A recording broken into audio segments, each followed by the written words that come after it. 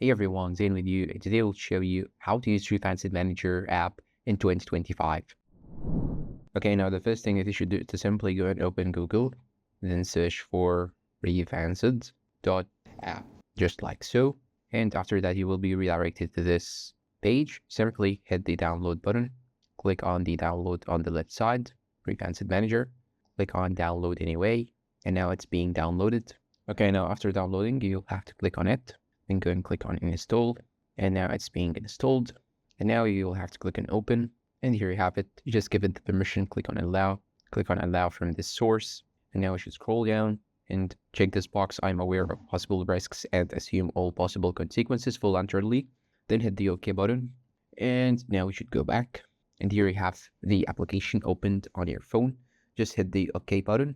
Then now you'll have to go to settings and adjust these settings as you want. Then I'd like to leave all things in the default mode. So here I will go back, and now I'm gonna click on patcher, and now click on select an app.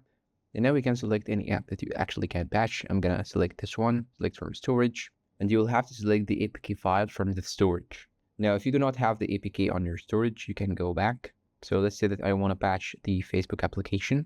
So I'm gonna click on this magnifying glass icon, tap on search. And after downloading, you can now start patching the APK file of Facebook. Now I'm going to verify that I'm a human.